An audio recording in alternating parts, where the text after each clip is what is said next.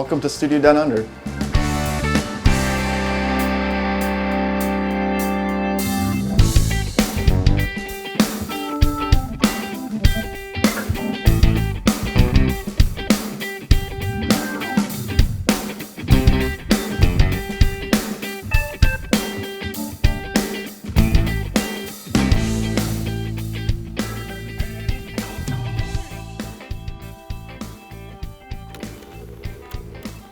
All right, we are at Studio Downe Under with Jordan Culpepper. Jordan, how you doing? Good, how are you doing? Good, real good. Better now that I'm here. So tell me about Studio Downe Under. We're here in Abbotsford, BC. This is a massive room. You guys have how many booths? We have 4 booths. Okay, so 3 are designated for vocals and 1 is for drums. awesome, awesome. Tell me, what's the type of stuff you guys are doing here in terms of genres, the types of bands? With it being such a huge room with so many ISO booths, I suspect you're doing a lot of full band, live musicians playing together. Yeah, so we end up doing a lot of rock, country, and folk in here mostly. All live off the floor between like 4 and 9-piece bands in here tracking at the same time. Yeah, it's kind of what we do. This is a 900 square foot room in here with 17-foot ceiling. So there's lots of space for absolutely massive room. Drum sounds in here are huge. I can vouch for that. I've tracked in here with Jordan behind the desk. So tell me, okay, we've got keyboard station as soon as we walk in. This is unreal. So what do we got here? We got the Classic Vintage Rhodes here. We got a Wurlitzer. In the corner, we have a A3 Hammond, which is, everyone knows the B3, but it is the same thing except for the wood frame on it. Okay. And we have it hooked up to a Leslie cabinet up in one of the amp rooms. Okay, so this Leslie is not the one that you guys have mic'd up currently? No, this one is our backup here. Okay, so you guys have another Leslie. That's unreal. Okay, beautiful. And so all these keys are available to people coming down to use, is that right? Yeah, we generally, for a session, we have them all hooked up so that whenever the idea comes, we can track it. Awesome, and then controller here? Yeah, this runs Keyscape. This is our piano sound. Okay. That's a beauty Wurlitzer. I have one of these at home. Okay, and the Radial HDI.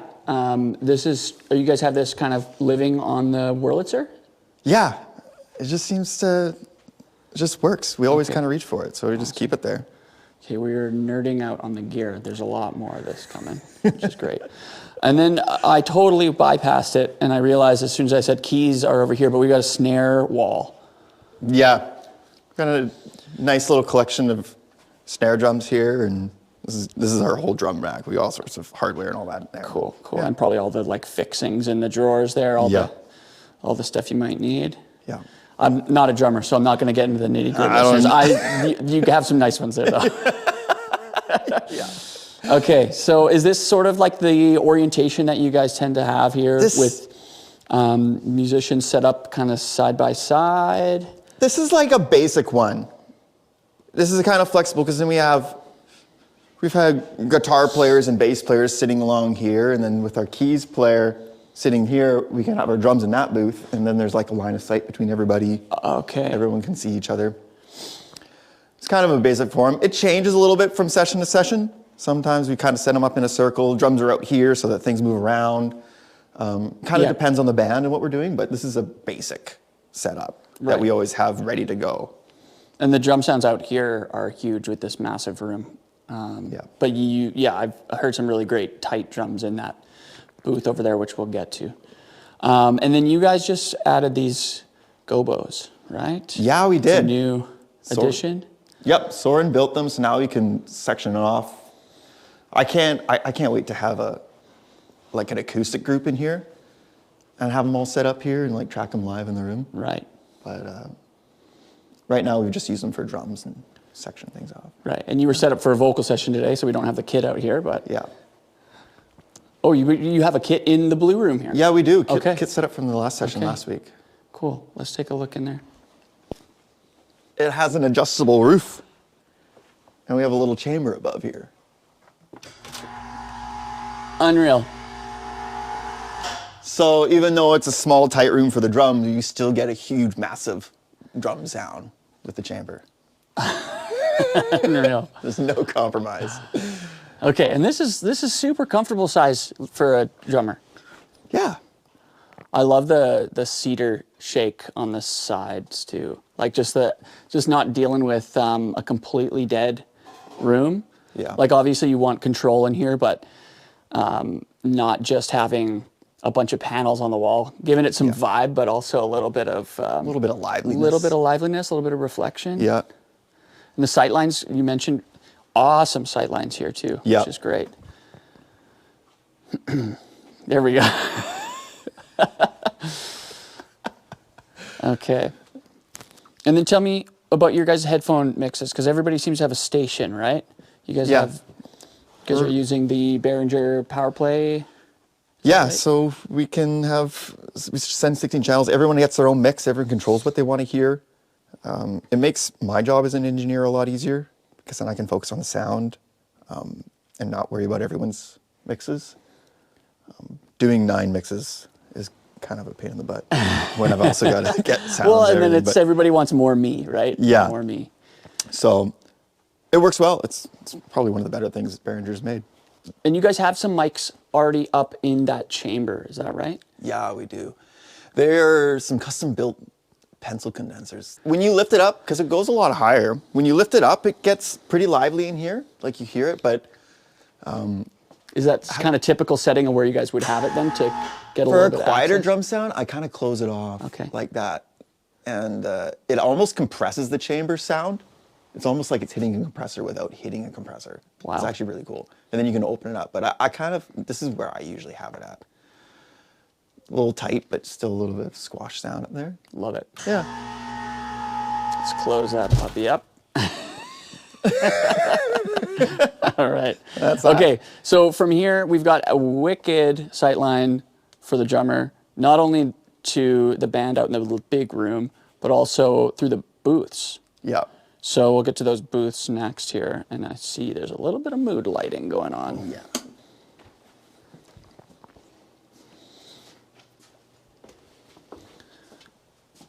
This is the biggest one of our vocal booths.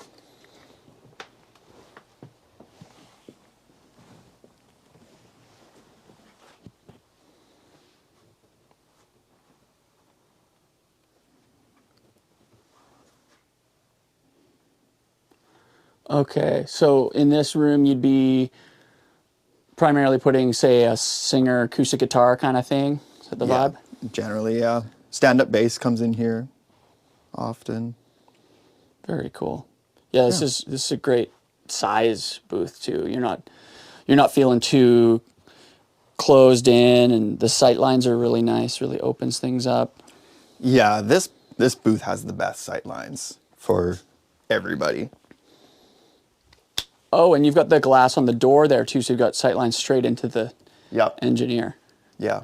That's fabulous. Yeah, Okay. this is a good one. And then from there, another booth attached here, right? Okay. Yeah. And sorry, before we jump out of this one, and what's this mic we've got set up here for the vocal? If I'm being honest, I don't know what this one is. What is this, a Neumann M80? And Pearl, it's like this is modeled after like a U47. This is an unconventional vocal setup I was doing. And then the next booth here, we got an old RCA. Yep. One of our vintage microphones. Yeah, you guys have 2 of these, right? We do, yeah. Yeah, this is a little bit tighter booth. Sounds phenomenal on here though. Very tight, very dead. Everybody's got the little mixer. Little heater in the corner I noticed too. Yep. Got to be cozy. We don't. Mood lighting. You guys got it all. Yep. We can change the mood lighting too. Can be anything you want. Love it. Yeah. Anyways. Okay, awesome. And great sight lines again to the control room. Let's head into the control room here.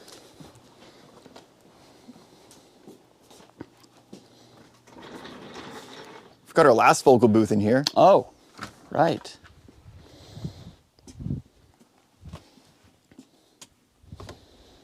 This was set up, we were doing an audiobook in here last week. Got the 87 classic.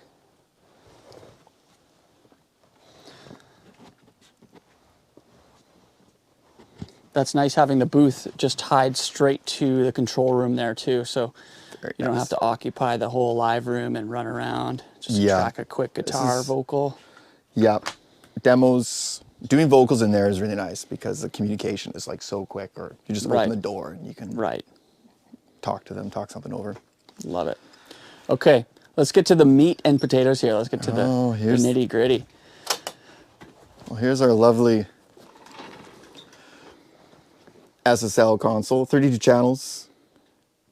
It's a little of a mishmash. It's a G series center console, and then all the channel strips are E series. And you guys are tracking a lot straight through the console, not just mixing on it, correct? We do, almost all we do is tracking through it. We don't do any mixes on there. Just for recall purposes, is that the idea? Yeah. Yeah. It's just so much easier to do it on the computer. Yeah. But this Yeah. thing sounds fabulous. Yeah, it makes it so easy. We've had this thing for a couple of years now. We got it from an ADR studio, and it was hardly used for the better part of a decade. Tell me about your monitors here. So I see some KRKs, some NS10s. The NS10s are the primary. They're they got matched to a sub. That's what we use for the most part. We like the KRK V8s for the listening parties. They sound a lot like the NS10s. So cranking those when you're tracking, it translates pretty good to everyone in the back of the room. And then we have the Haflers. Those are usually just used for mixing. And then the little Oratones. Oratones, yeah. Yeah, they're actually set up in stereo. They're not mono like most people set them up as. Okay, now let's get into the outboard. You guys have a ton of outboard here. So much outboard. Okay, well, let's start on. Let's start on this side. Yeah, okay. This is basically all preamps on this side. Preamp and EQ. A lot of these are kind of half set up, half wired into each other. Like the 500 series are wired into like the next EQ. Right. So you have channel strips essentially. A lot of the stuff you'll see there's like custom built or like project things that Soren's built. Right, so some hairball stuff, some cappy stuff. Yeah, so you See got some A designs. yeah, so you got all the flavors of like Tons of the API sounding stuff, the Neve sounding stuff. And somebody asked me the other day which one I liked better, and I told him it was this one because it has a light meter on it. They weren't really impressed with that answer. Yeah, that's fair. I mean, they all have that 1073 vibe to them, right? So Yeah. it's nice. If I guess, are you using them in groups like to fill the whole kit? I mean, that's kind of what I'm seeing on these Yeah, videos, right? that's kind of for drums. Get that consistency Yeah. of the Neve sound. Yeah, it's like tracking through a Neve console. Right, and the Audioscape Pultecs here. Yeah. Those are great. Okay, so I see we got some hairball pre's up top. Yeah. And then what do we got here? What's this EQ? Oh, Great River. Okay, Great River EQ. And then you were mentioning that some of these 500 series are kind of chained from one to the other. So you've got this hairball. Is that going straight into that EQ after? Yeah. Okay. That's straight into there. This is across. And it's kind of Yeah, like okay. along And the then side. some cappy stuff. So you're getting that API vibe, some actual API stuff over here. Yeah. API EQs. Like that. And then Avitas. You don't see too much of those pre's kicking around. That's a Neve sort of vibe, is it not? Yeah. Yeah. Right on. And then this row here, they're also chained to the EQ from that preamp as well. These are the only two that don't have an EQ attached to them. Okay, and I see you've got the Avalon 737 dialed in for vocals right now. Classic. Classic. The Pacifica, the A-Design Pacifica, I love that. Overheads, okay. Flavor of the overheads, I like it. Yeah. And then this Hammer EQ. Do you guys use this A-Design EQ? That's actually, the Pacifica goes into the Oh, okay. EQ, yeah. Nice. Yeah. That's that rack. Now this side. Okay. Got the Marquee.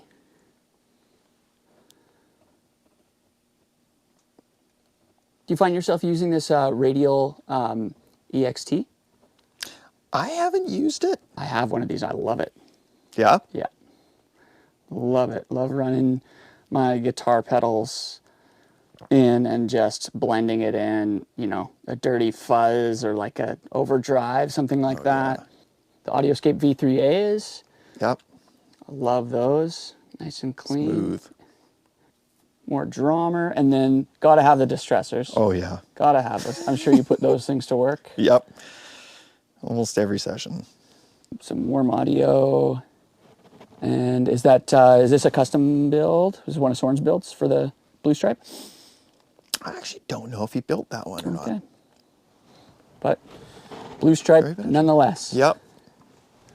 Okay, and now on this side, this is compression and effects and things as well. Yep. Okay. The retro, love the retro.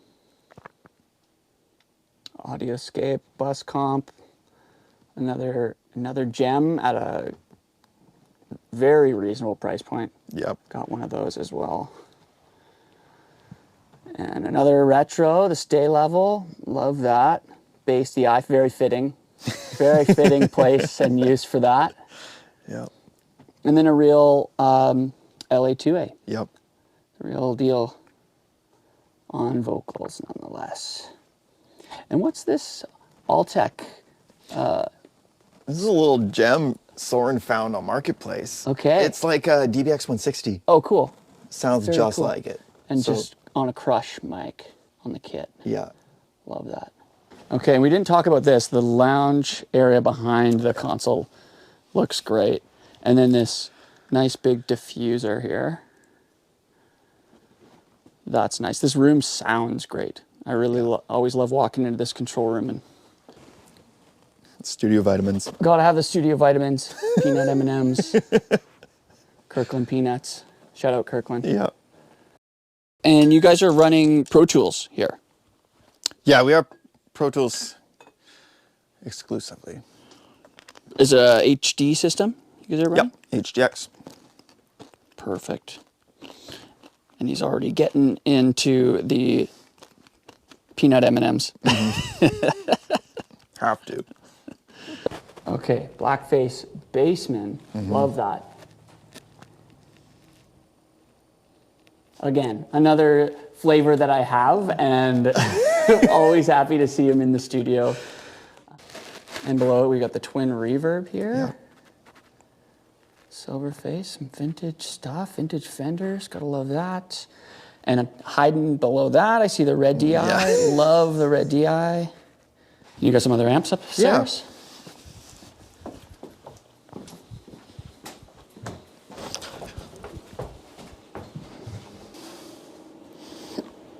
The Fender Deluxe. This is their new silver face thing, right? With the vintage and the custom channel. Yep.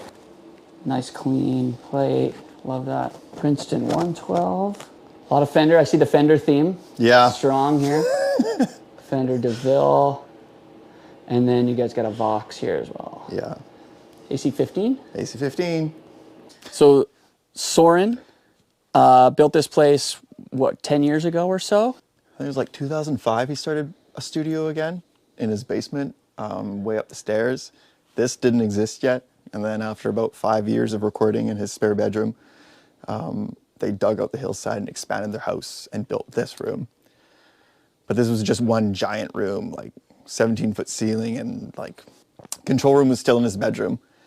And he ran with that for a number of years.